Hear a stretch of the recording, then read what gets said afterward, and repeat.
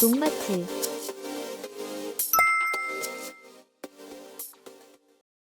퇴비와 유박은 모두 토양에 양분을 공급하는 유기질 자원이지만 만들어지는 과정과 효과가 나타나는 속도에서 큰 차이가 있습니다. 이 두 가지를 같은 유기질 비료로 생각하고 비슷하게 사용하는 경우가 많은데 실제로는 성격이 꽤 다른 자재입니다. 이 차이를 이해하고 사용하면 같은 비용을 들여도 훨씬 효율적인 농사를 지을 수 있습니다. 먼저 퇴비와 유박의 가장 근본적인 차이부터 보겠습니다. 퇴비는 볏짚이나 풀, 그리고 소나 돼지, 닭 같은 가축의 분뇨를 모아 미생물로 충분히 발효, 즉 부숙시켜 만든 유기물입니다. 이미 미생물에 의해 상당 부분 분해가 진행된 상태라고 볼 수 있습니다. 반면 유박은 아주까리, 유채, 참깨 같은 식물에서 기름을 짜고 남은 찌꺼기를 건조하거나 펠릿 형태로 만든 것입니다. 겉으로 보면 비슷한 유기질 자재처럼 보이지만 실제로는 발효가 거의 진행되지 않은 유기물 덩어리에 가깝습니다. 그래서 두 자재의 가장 큰 차이는 바로 발효 여부입니다. 퇴비는 이미 발효가 끝난 상태이기 때문에 토양에 넣어도 가스 발생이 거의 없고 토양 구조를 안정적으로 개선하는 데 도움이 됩니다. 하지만 미숙퇴비는 발효가 충분히 진행되지 않아 토양에서 분해되며 암모니아 가스와 유기산이 발생할 수 있으므로 정식 최소 2-3주 전에는 미리 살포해 두는 것이 안전합니다. 유박은 토양에 들어가면 그때부터 미생물에 의해 분해가 시작됩니다. 이 과정에서 열과 가스가 발생할 수 있기 때문에 사용 시기와 방법을 잘 맞추는 것이 중요합니다. 그럼 먼저 퇴비의 효과를 보겠습니다. 퇴비는 흔히 토양의 기초 체력을 만들어주는 자재라고 할 수 있습니다. 퇴비에는 질소, 인산, 가리 같은 비료 성분도 들어있지만 유박에 비하면 함량이 높은 편은 아닙니다. 대신 토양의 물리성을 개선하는 능력이 매우 뛰어납니다. 딱딱하게 굳은 토양에 퇴비가 들어가면 토양 입자 사이에 유기물이 섞이면서 흙이 훨씬 부드러워지고 포슬포슬한 구조로 변하여 뿌리가 땅속으로 뻗어나가기가 쉬워지고 공기와 물의 이동도 훨씬 좋아집니다. 또 퇴비에는 다양한 미생물이 포함되어 있습니다.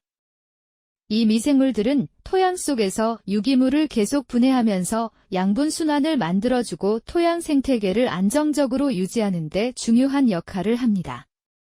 또 하나 중요한 특징은 양분 공급이 매우 완만하다는 점입니다. 퇴비 속 양분은 빠르게 녹아나오는 형태가 아니라 천천히 분해되면서 장기간 공급되며 작물이 급격하게 자라는 효과는 크지 않지만 토양 환경을 안정적으로 유지하는 데는 매우 도움이 됩니다. 다음은 유박의 효과를 보겠습니다. 유박은 퇴비와 달리 영양 공급 중심의 자재라고 볼 수 있습니다. 유박은 식물성 원료가 농축된 형태이기 때문에 질소를 비롯한 비료 성분의 농도가 비교적 높은 편으로 특히 질소 함량이 높아 작물의 초기 생장을 밀어주는 데 유리합니다. 토양에 들어간 유박은 미생물에 의해 분해되면서 양분이 방출되는데 퇴비보다 훨씬 농축된 형태라 반응 속도도 상대적으로 빠른 편입니다. 또 하나 장점은 사용 편의성입니다. 퇴비는 부피가 크고 살포 작업이 번거로운 경우가 많은데 유박은 펠릿 형태로 만들어진 제품이 많아 살포하기 훨씬 편하고 냄새도 상대적으로 적기 때문에 관리하기도 수월합니다. 하지만 유박은 반드시 주의해야 할 점도 있습니다. 앞서 말했듯이 유박은 발효되지 않은 유기물이기 때문에 토양에서 분해될 때 암모니아 가스가 발생할 수 있습니다. 이 가스가 충분히 빠져나가기 전에 작물을 심게 되면 뿌리가 손상되거나 활착이 늦어지는 피해가 발생할 수 있습니다. 그래서 유박은 정식 최소 보름 전에는 살포를 마치는 것이 안전합니다. 그럼 실제 농사에서는 어떻게 활용하면 좋을까요? 먼저 퇴비는 밭을 만들 때 사용하는 것이 가장 효과적입니다.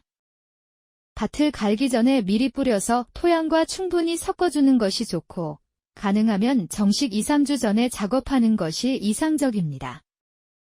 특히 같은 작물을 계속 재배해 토양이 지친 밭에서는 퇴비 투입이 큰 도움이 되며 유기물 함량이 높아지면서 토양 구조가 회복되고 연작 장애 완화에도 도움이 됩니다. 반면 유박은 밑거름과 추비 모두에 활용할 수 있습니다. 밑거름으로 사용할 경우에는 퇴비와 함께 토양에 섞어주고 작물이 자라는 중간에 영양이 부족할 때는 추가로 보충하는 방식으로 사용할 수 있습니다. 다만 유박은 한 번에 너무 많이 넣기보다는 적절한 양을 나누어 사용하는 것이 안전합니다.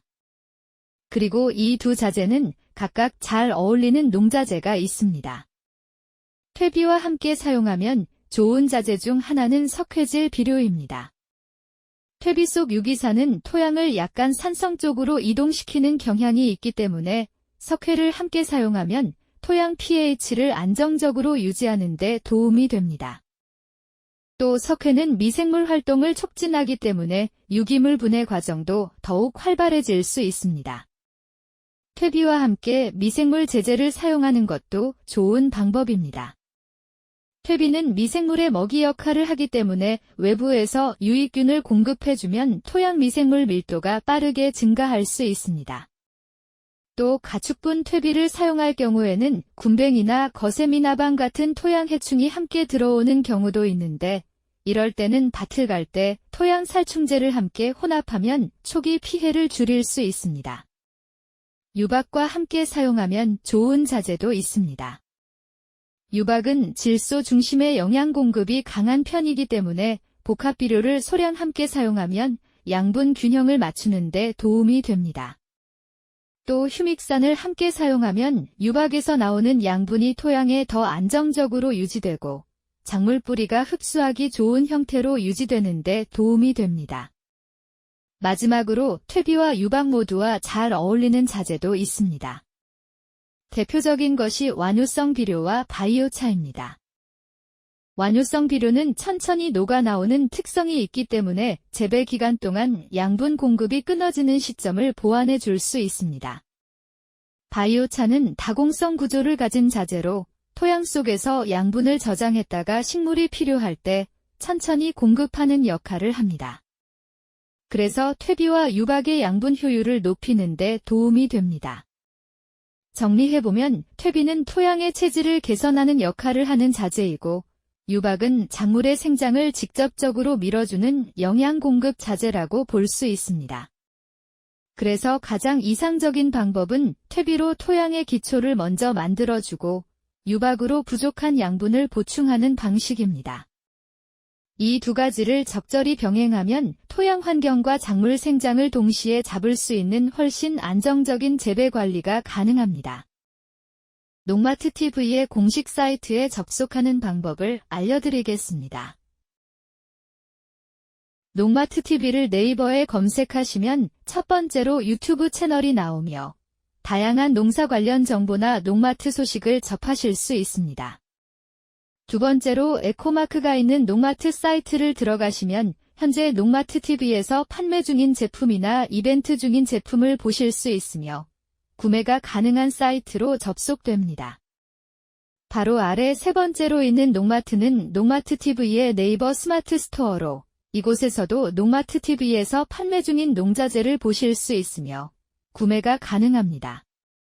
모바일로 접속해도 첫 번째로 유튜브 채널이 나와 영상을 시청하실 수 있으며 두 번째 농마트 사이트, 세 번째 농마트 네이버 스마트 스토어가 나오게 됩니다.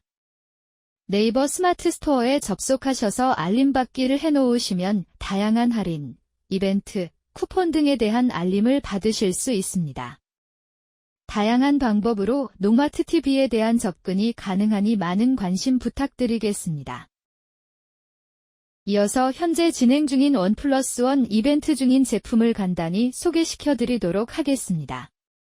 생선과 천연 미네랄을 유용미생물과 발효시킨 아미노산제 생선아미노 10L, 규산 및 유기산, 활성아미노산과 각종 미네랄이 복합된 종합영양제 본환자 슈퍼 1L, 동해와 냉해 예방 및 수정률과 광합성 능력 증대 복합 기능성 제제 수정광 500ml, 수용화된 정제황과 은이온 함유로 균에 특화되어 있는 제5원소 3종 살균 제500ml, 수용성 규산과 황전량의 조합이 바탕인 병해충 방제, 침투와 화산 및 약흔 방지, 거품 감소 효과를 지닌 그린팩 1리터가 있습니다. 이외에도 다양한 제품들이 판매, 행사 중이니 앞서 안내해드린 농마트 사이트에 접속하셔서 작물과 재배 환경에 맞는 자재를 확인해 보시기 바랍니다.